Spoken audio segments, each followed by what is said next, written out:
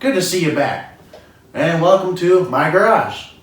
Starting things off with showing what I got going on for project-wise in my garage, and we'll continue this later with things going on in Nick's garage as well. So yeah, this is my garage, my little workshop underneath my loft. Got my 87 Big Red sitting here, and also this Nick's 110. It's my current project that I'm working on. It's a long-running project, what we're planning on doing with it. Long story short, when I got my Big Red, I'll kind of go through a little short story of it, I guess.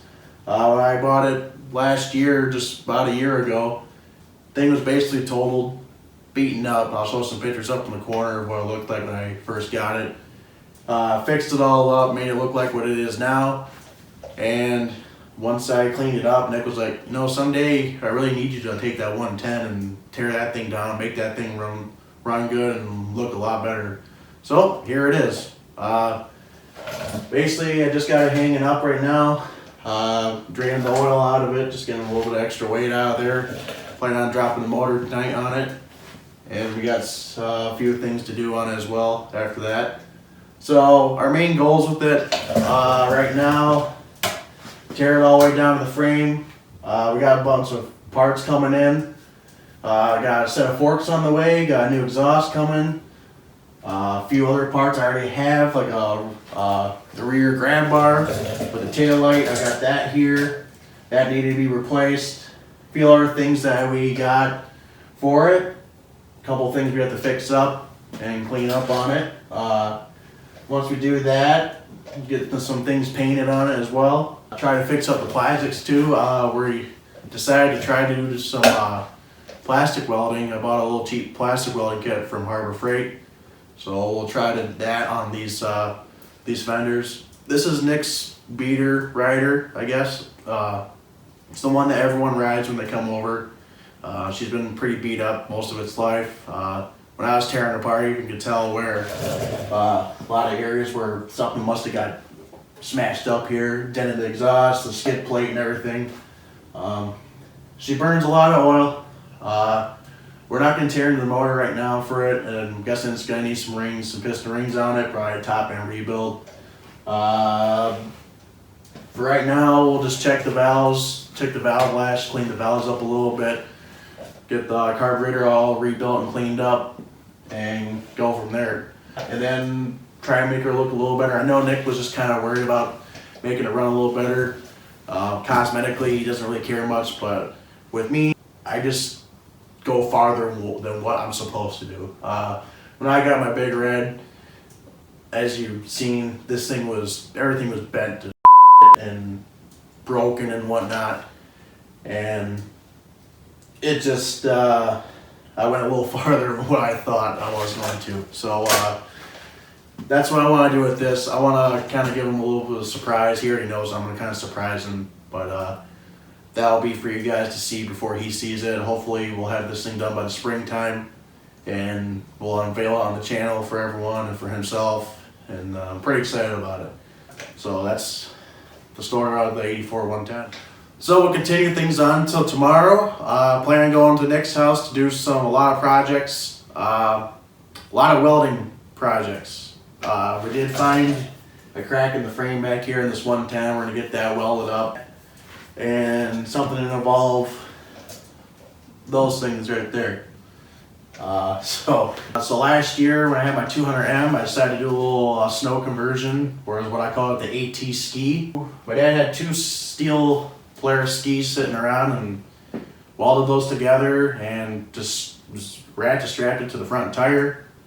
And I figured out that was way too much weight in the front, so we're gonna redesign and do a bunch of mocking up to go on the Big Red. So basically what I want to try to do is mock something up on one ski where the plate comes up and mounts to the hub of the front axle. So delete the front tire, leave the axle and the hub on with the brake, and have a plate coming up from the ski mount to there.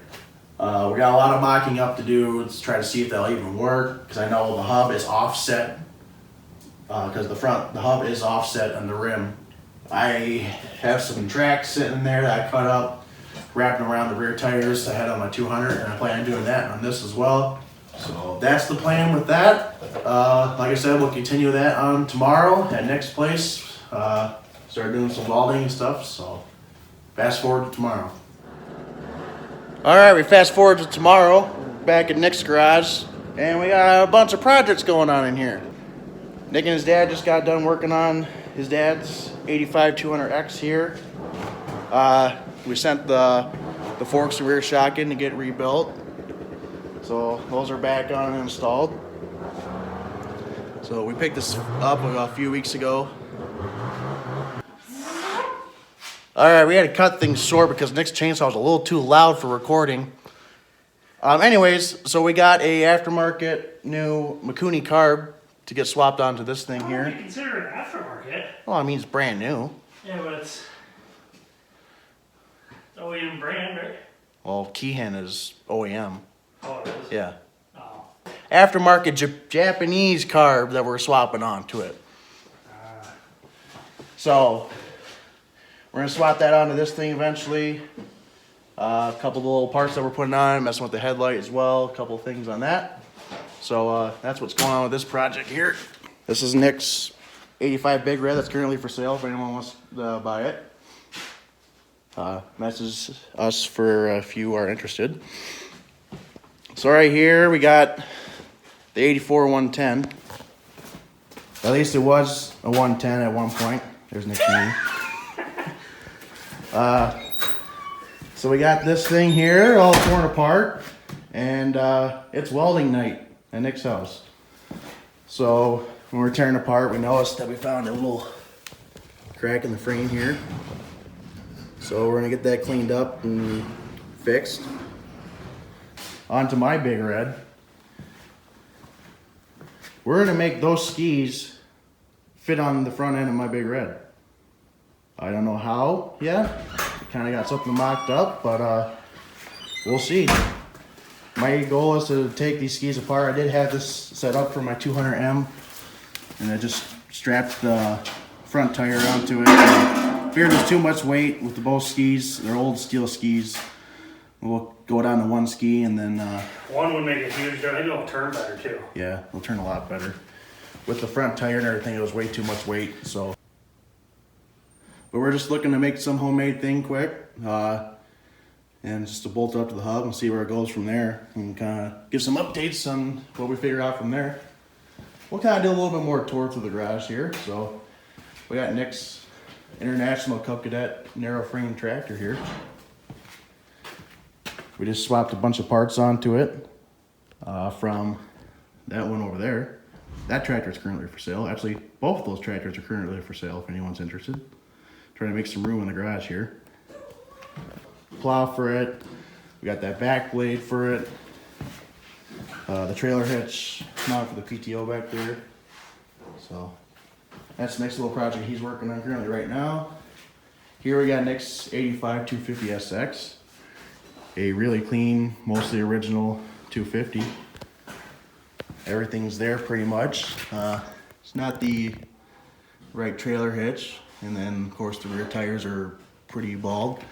We do have two tires, two Atsu PV301s that we put on there. We're looking to find another front one to match up with it.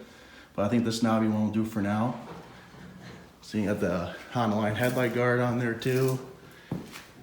So Nick's had this for about a few years, and this is his baby. At some point we'll get the plastics restored too. We kind of messed up when we were cleaning it one day and actually used some cleaner that just ate away on the clear coat and the plastics. So we'll try to fix that up as well.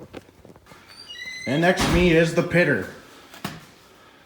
This Nick's 2021 CRF 110F. So it's got quite a few mods done to it. It's got a Yoshi pipe on it. It's got a throttle body intake. Tune extension all the way around. It's got the light bar on there as well. Fun little Pitter. Somewhere back here we have David's Pitter. It's the same pit bike. He's sitting right back there. Then we got the golf cart in there as well. I already talked about those couple tractors there. And then Nick's dad's 85 250 SX right there. Also mostly original. We picked that up a couple weeks ago as well.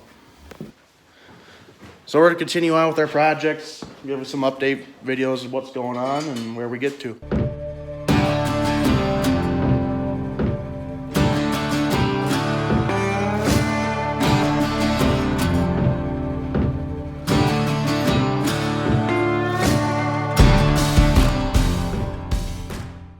All right, on to the next day, into the year 2022.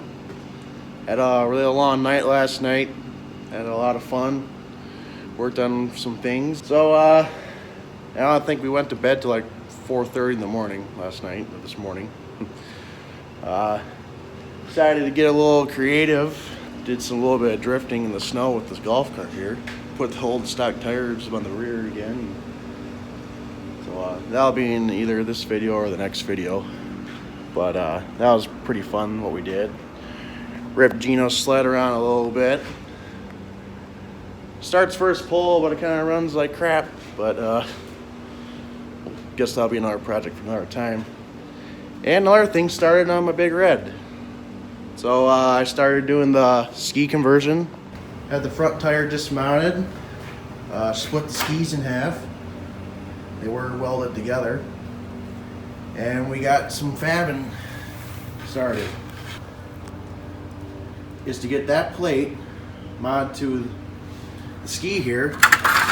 So we kind of started, and please, my welds aren't the greatest, so, but doesn't have to be perfect. So we got those support plates there. We'll end up cutting this slot out on this plate here, which this plate will fit into like that, something like that. So we'll end up sliding past this plate here into here, and we'll weld the bottom of it. Probably weld the side or something like that a little bit, and then slide this plate over top of here. It'll stick up, something like that. And so Nick got the holes drilled for the axle and the hub to go through, and also the lugs right there. So as you can see, my plan is to mount the hub right to that plate. We'll put a couple of gussets going down in some spots for a little bit more support, because I feel like it's going to be a little bit flimsy, especially with this old ski, the steel ski. So that's part one of the ski conversion, or the AT Ski 2.0. Once we get the ski ready to go, we'll get the tracks mounted on the rear tires. So some of you are probably wondering how I do the tracks. So this is just kind of an example because this piece is a little short. So I kind of learned from different people of what they do, instead of buying like thousands of dollars in a track conversion kit. Had a couple old snowmobile tracks laying around and cut them up and release all the air out of the tire, deflate it, wrap the track around. And what I did last year, I just drilled a few holes out in the lugs here. These are just the stud holes, but I think I used a couple of them as well. Drilled a couple holes out, put some bolts through, and just kind of mated them together like that and bolted together. That kind of worked, but it was a really big pain in the butt to put on and also take off.